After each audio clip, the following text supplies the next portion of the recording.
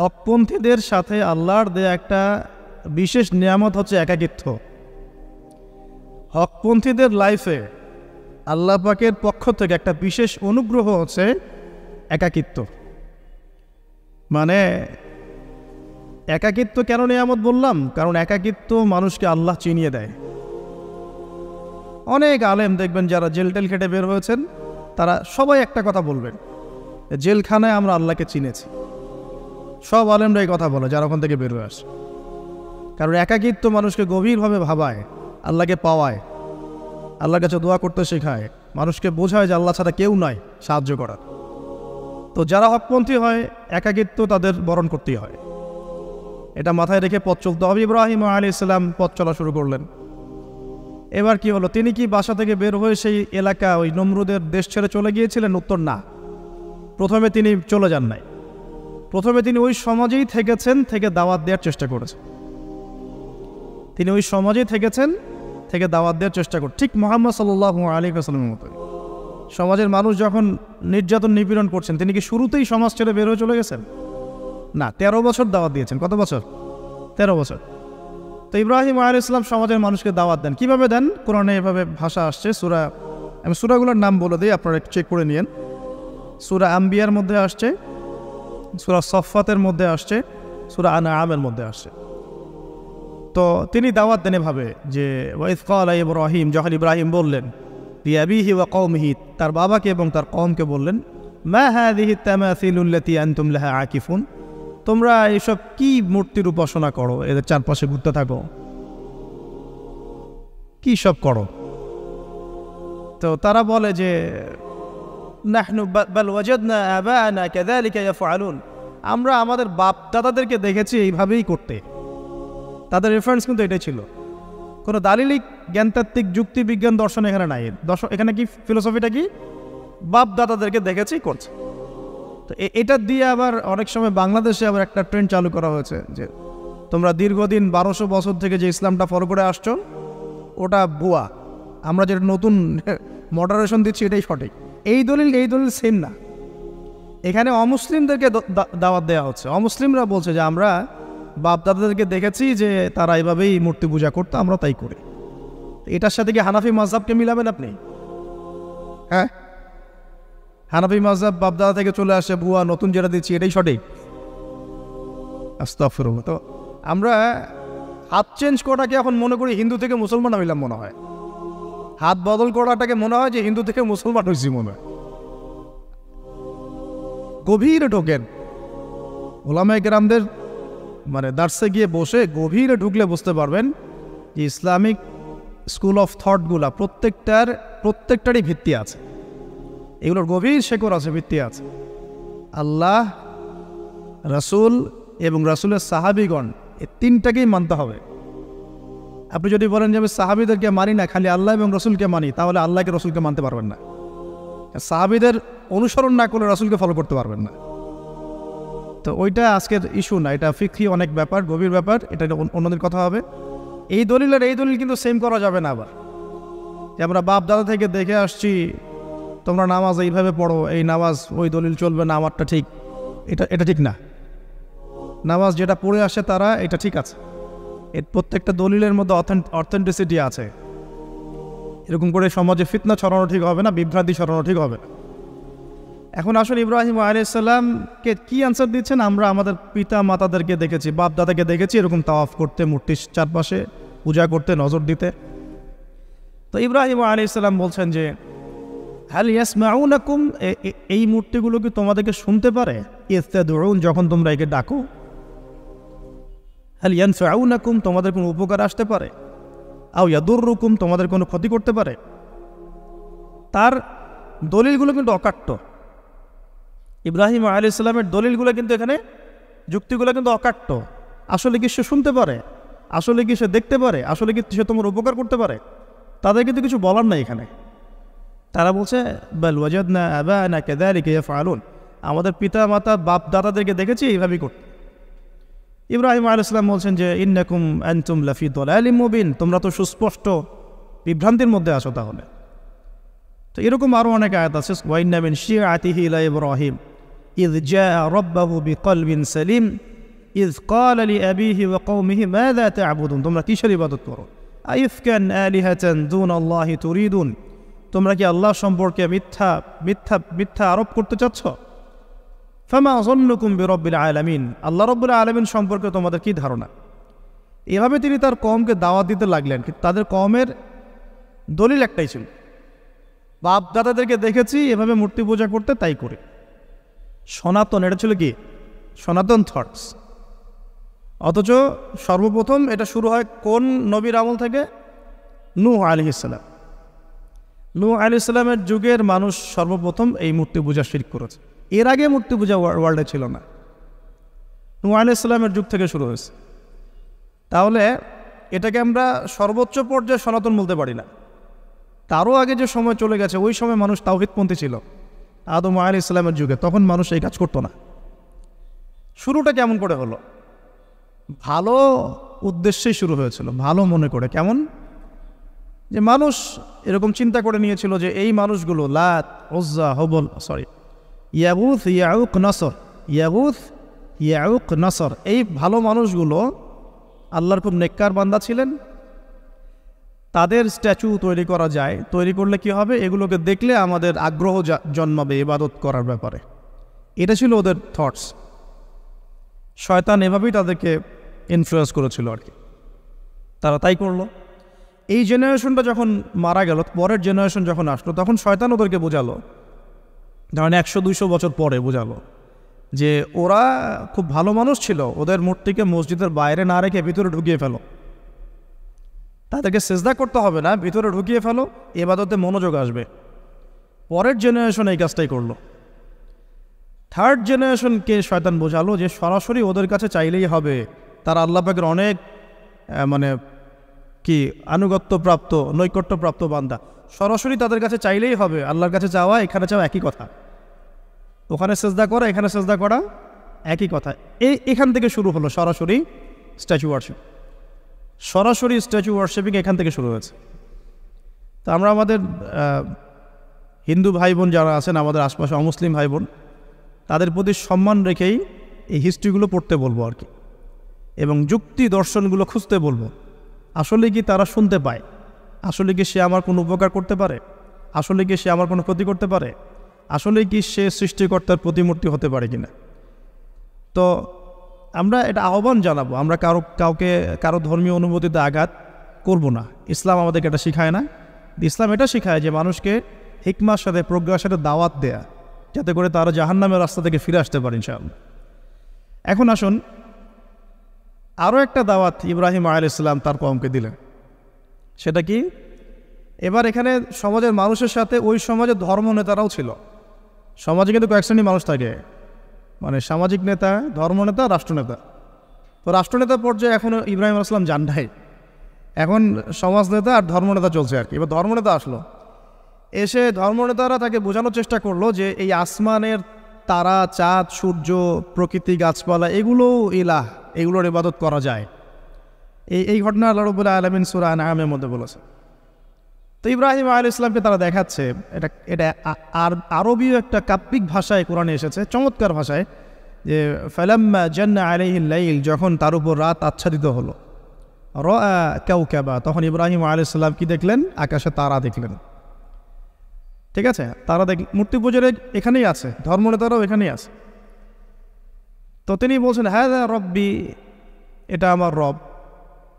ফালাম্মা ফালা, যখন তারকাগুলো অস্তমিত হলো, ক্বালা লা উহিব্বুল আফিলিন, আমি তো অস্তমিত যাওয়া জিনিসকে পছন্দ করি না।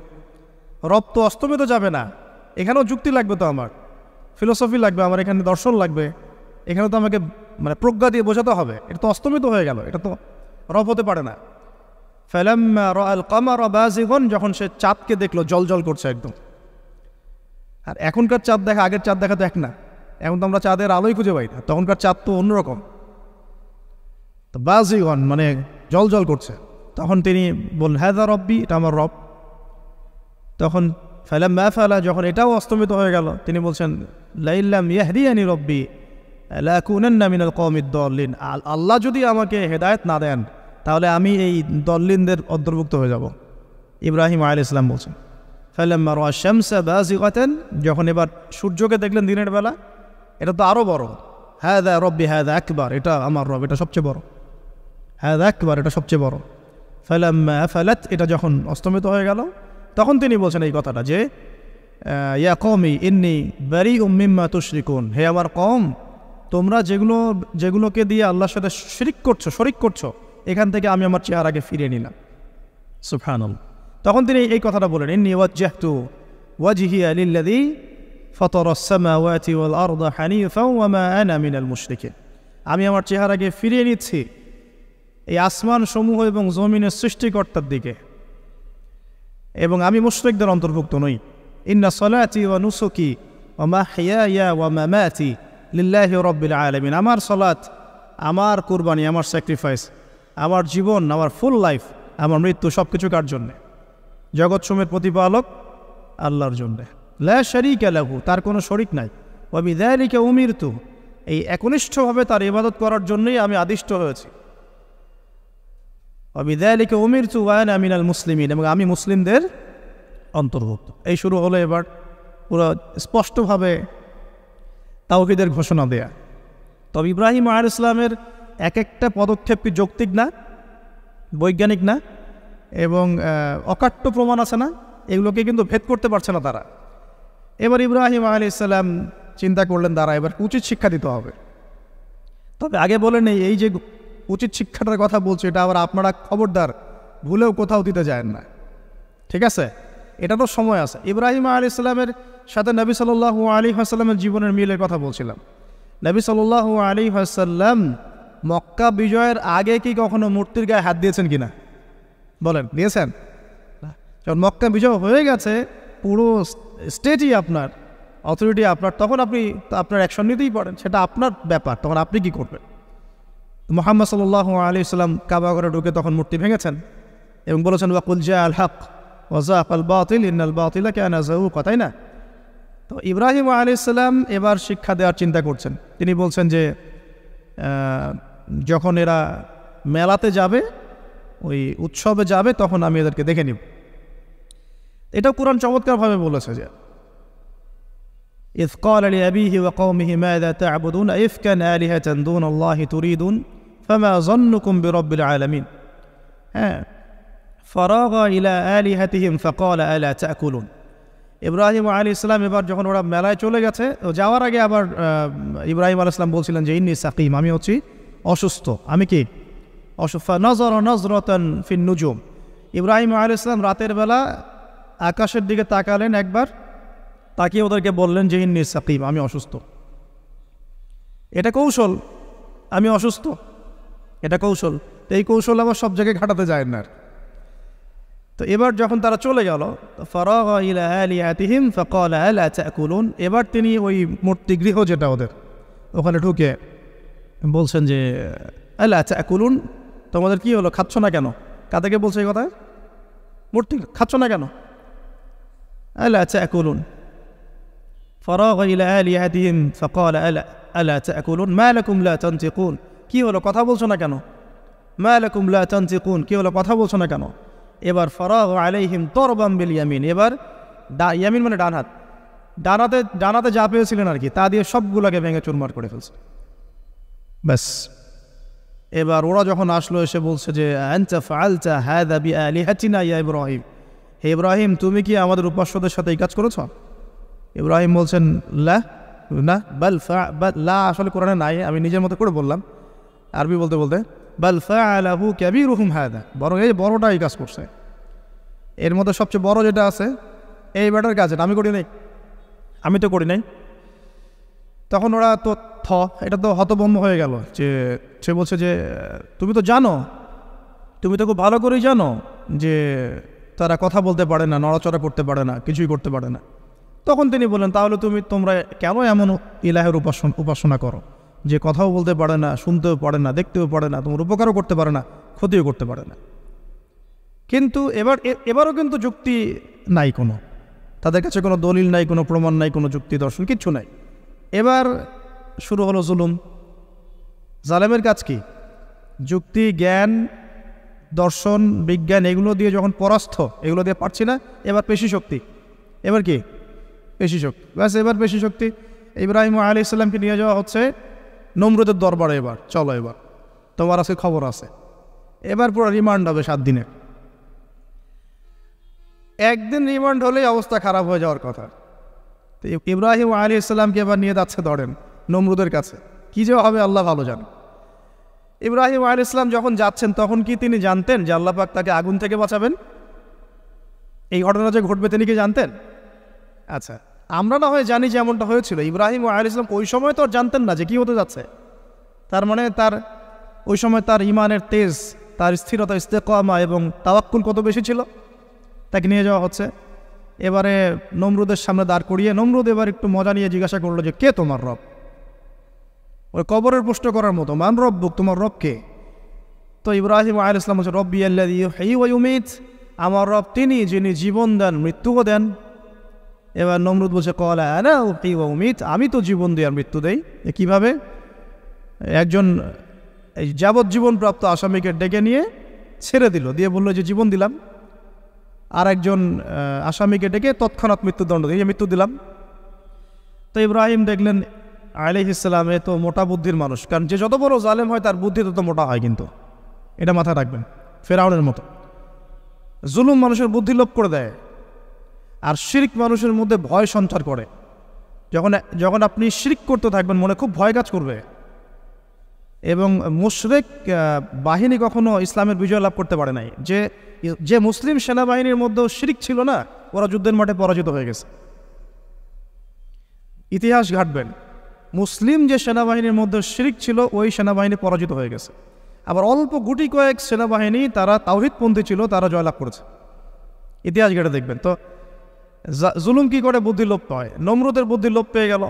তো ইব্রাহিম আলাইহিস সালাম বলছেন রব্বি আল্লাযী ইউহয়ী ওয়া ইউমীত, এ তো এটা বুঝলো না। তাহলে ইন্নাল্লাহা তাআলা ইন্নাল্লাহা ইয়াতি বিশ-শামসি মিনাল মাশরিক ফাতি বিহা মিনাল মাগরিব। ইব্রাহিম আলাইহিস সালাম বলছেন যে আল্লাহ রাব্বুল আলামিন, আমার আল্লাহ, তিনি পূর্ব দিক থেকে সূর্য ওঠান। তো তুমি যদি ইলাহ হয়ে থাকো তাহলে পশ্চিম দিক থেকে উঠাও। এটা আরো বড় অকাট্য দলিল হলো। তার অবস্থাটা আল্লাহ ব্যাখ্যা করছেন এভাবে, আল্লাহ বলছেন ফাবুহিতাল্লাযী কাফার, কাফের একদম হতভম্ব হয়ে গেল। একদম হতভম্ব হয়তো লাভ নাই, পেশি শক্তি আছে আমার। তোমার যুক্তি, বিজ্ঞান, দর্শন, থিওরি তো আমার দরকার নাই। তোমার দিনের জ্ঞানের এলিমেন্ট তোমার দরকার নাই। তোমার ওয়াজ নসিহতের আমার দরকার নাই। আমার কাছে কি আছে? পেশি শক্তি আছে। পিঠায় সব সিধা করে ফেলা হয় একেবারে। ব্যাস ইব্রাহিম আলাইহিস সালামের জন্য বলছে ফাল হাররিকুহু ওয়ানসুরু আলিহাতাকুম, একে জ্বালায় দাও, পুরায় দাও, একে জ্বালায় পুরায় দাও, তোমাদের ইলাহদেরকে সাহায্য করো। আল্লাহ পাক অন্য জায়গায় বলছেন যে ফাআরাদু বিহি কাইদান ফাজআলনাহুমুল আসফালিন, তারা ইব্রাহিম আলাইহিস সালামকে একটা বিশেষ বড় একটা কৌশল করলো। এই কৌশলটা কি ছিল? তাকে অগ্নিকুণ্ডের মধ্যে ফেলে দেওয়ার একটা চেষ্টা করলো, আগুন জ্বালিয়ে রাখলো। বলা হয় 40 দিন, এগুলো হিস্ট্রি বা তাফসীরগুলোতে আসছে। আমি just Quran text to the point বলছি। তো আগুন দাউ দাউ করে জ্বলতে লাগলো। ওই ব্যাবিলন, ওখানকার সব মানুষ দেখছে বিষয়টা।